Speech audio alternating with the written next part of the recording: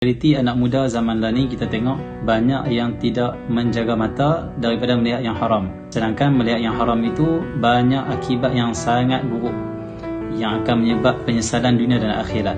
Mata adalah nikmat Allah Subhanahu Wa Taala yang wajib kita jaga. Kerana hanya Allah saja yang dapat menciptakan mata dan mengurniakan penglihatan kepada kita. Bagi orang yang tak menjaga mata, melihat apa yang diharamkan oleh Allah, khususnya yang berlaku di zaman kita adalah melihat video-video ataupun filem ataupun gambar-gambar yang menaikkan syahwat, gambar-gambar membawa kepada zina, itu lebih berat lagi. Jadi problem yang berlaku di zaman ini iaitu mata. Wajiblah kita menjaga mata. Jangan biarkan mata kita melihat yang haram, kerana ditakuti kita akan terkena musibah disebabkan tidak menjaga mata. Ada 3 musibah besar bagi orang yang tak dapat menjaga mata dan tidak berusaha untuk menjaga mata. Yang pertama adalah musibah iman. Bagi orang yang tidak menjaga mata, iman dia akan lemah. Kerana mata itu bila tidak dijaga melihat yang haram, maka akan tertanamlah di hatinya satu titik kehitaman. Titik hitam yang masuk ataupun terlekat di hati itu, dia akan mengurangkan cahaya iman, akan memudarkan cahaya iman, bahkan akan melemahkan iman. Na'udzubillah.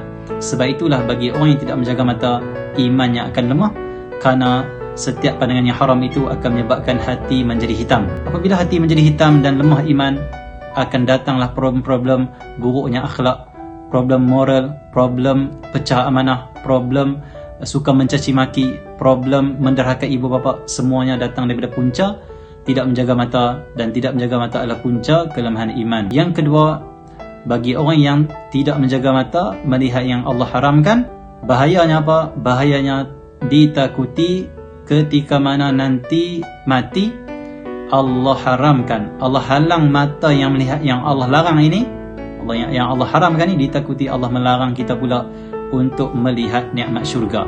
Ditakuti Allah larang mata kita ini melihat Nabi Muhammad sallallahu alaihi wasallam. Takut Allah menghalang mata kita ini untuk melihat Allah, sedangkan melihat Allah, melihat Nabi Muhammad, melihat syurga, itu adalah sebesar-besar nikmat nanti di akhirat. Yang ketiga, ditakuti bagi orang yang tidak menjaga mata, suka melihat yang haram, sedap, manis, nikmat melihat yang haram, ditakuti Allah mencabut nikmat yang Allah bagi. Allah bagi nikmat mata bukan untuk kita melihat yang haram, tapi untuk kita melihat keagungan Allah, melihat apa yang menyebabkan ingat kita pada Allah, melihat jalan ke masjid, melihat Quran, melihat perkara yang menyebabkan semakin kita dekat dengan Allah Subhanahu Wa Taala, melihat ibu bapa, melihat para ulama, melihat anak-anak, melihat keindahan alam, supaya kita makin ingat Allah. Tetapi bagi orang yang tidak menggunakan mata untuk melihat yang bermanfaat, ditakuti Allah mencabut nikmat mata sehingga dia menjadi buta di dunia, dan ditakuti juga buta di akhirat. Kerana nanti di akhirat ada orang yang Allah butakan nanti waktu mana bangkit di akhirat, walaupun di dunia mereka melihat. Kerana apa? Kerana kata Allah, dulu kamu lupa ayat-ayat kami, dulu kamu lupa peringatan kami larang jangan tengok yang haram, kamu tengok. Hari ini ku cabut pandangan kamu disebabkan balasan bagi kamu yang tak syukur atas nikmat kamu. Disebabkan kamu tidak memuliakan nikmat kami, maka kami hina kamu pada hari ini dengan dibutakan mata, sehingga mereka tidak dapat melihat nikmat-nikmat yang ada di akhirat, sehingga mereka dilemparkan ke dalam api neraka Allah Subhanahu Wa Taala.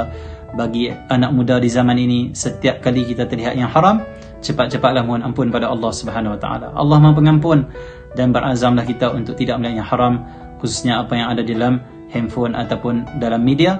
Mudah-mudahan dengan kita menjaga mata, kita dapat menjadi umat Islam yang hebat, dan kita dapat menjadi umat Islam yang membanggakan dan menggembirakan hati Nabi Muhammad sallallahu alaihi wasallam, sehingga kita mendapat anugerah yang sangat besar di dunia dan akhirat. Sallallahu alaihi wasallam Muhammadin wa ala alihi wasallam. Alhamdulillahirabbil alamin.